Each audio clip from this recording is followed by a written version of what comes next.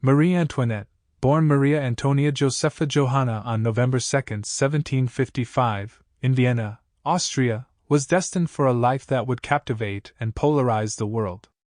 As the youngest daughter of Holy Roman Emperor Francis I and Maria Theresa, the Archduchess of Austria, her upbringing was steeped in the traditions and politics of European royalty. From an early age, it was clear that her life would be shaped by the intricate web of alliances, power plays, and expectations that defined the 18th century European aristocracy. At the heart of this web lay the marriage arranged between Marie Antoinette and the future King Louis XVI of France.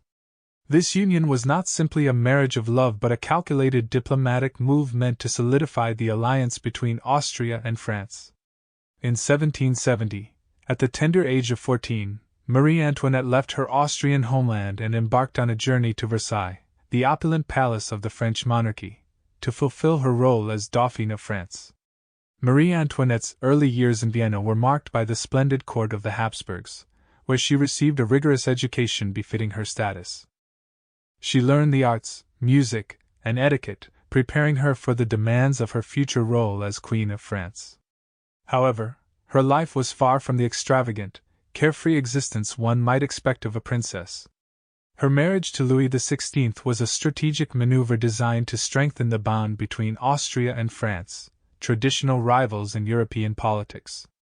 The young bride faced tremendous pressure as she stepped onto French soil, leaving behind her family, her native tongue, and everything familiar. In the glittering halls of Versailles, she had to adapt to a new culture, court etiquette, and navigate the complexities of French court politics. As a foreigner in the French court, she was met with curiosity and skepticism. Her initial impressions of France were mixed, with moments of splendor contrasting with the loneliness of being a young girl in a foreign land. She struggled to find her footing amidst the opulence and the strict protocol of Versailles. Marie Antoinette's early years in France were marked by an attempt to fit into her new role as Dauphine and future queen, even as she grappled with homesickness and the unfamiliar customs of her adopted country. These formative years would lay the foundation for the challenges and controversies that would define her reign as Queen of France. Antoinette's transition to Queen of France marked a significant turning point in her life. As she assumed the throne alongside Louis XVI, she was expected to embody the ideals of royalty and uphold the traditions of the French monarchy. However, her journey into queenship was fraught with challenges and controversies. The opulence of Versailles, with its grand parties, extravagant gowns, and lavish banquets, became a hallmark of Marie Antoinette's reign. She reveled in a world of luxury, often indulging in costly amusements. Her extravagant spending and passion for fashion earned her a reputation for frivolity, which would later contribute to her negative image among the French populace. Perhaps the most damning perception of Marie Antoinette was her perceived indifference to the suffering of the French people. As France faced economic hardship and inequality, her lavish lifestyle appeared out of touch with the struggles of the common people.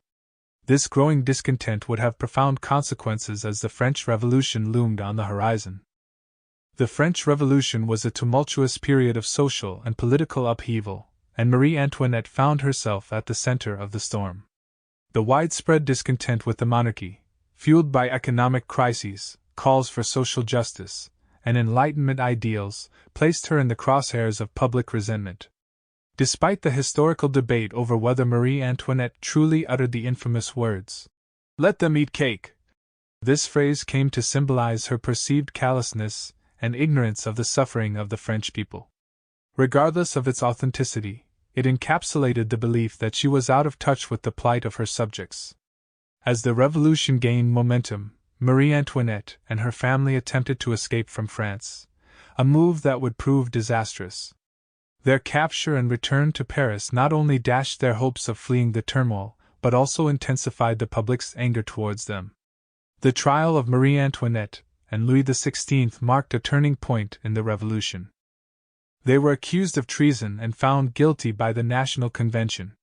The monarchy was abolished, and the path towards the Reign of Terror was set, ultimately leading to the execution of the king and queen.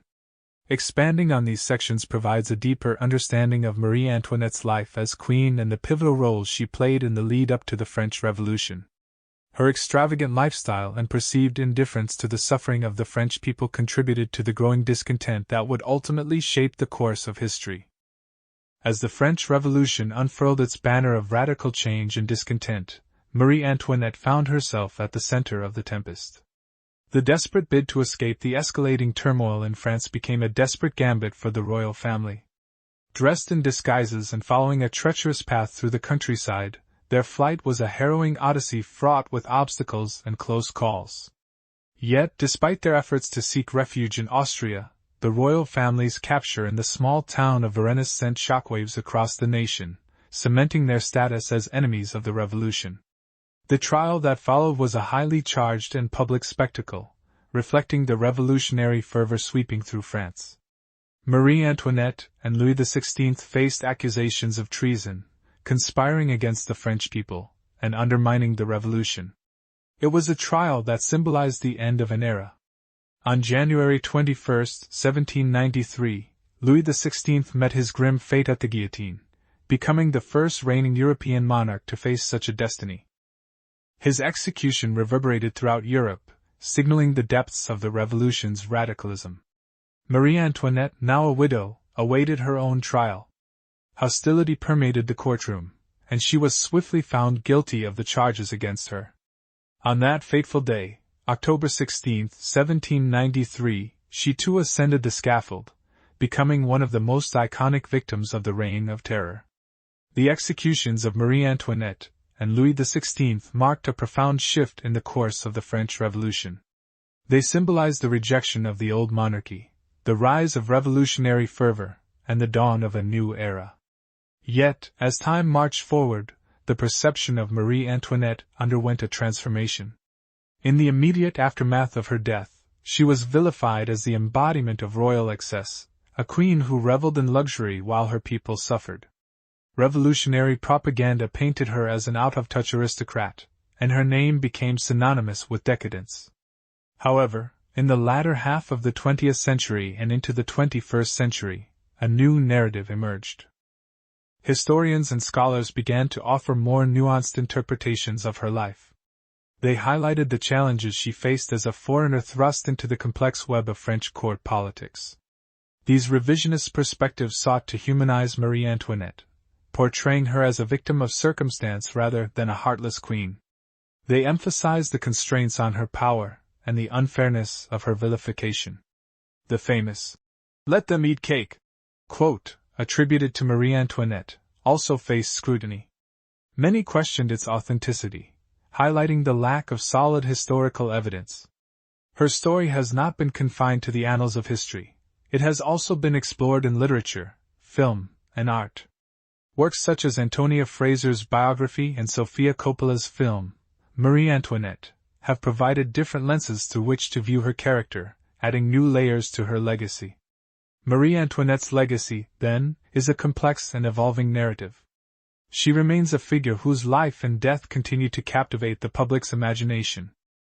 Her story serves as a lens through which to explore the larger themes of monarchy, revolution, and the enduring allure of royalty in history. She is a historical enigma, a character whose legacy continues to be reshaped by the ebb and flow of time and interpretation, a testament to the enduring power of history to both captivate and confound.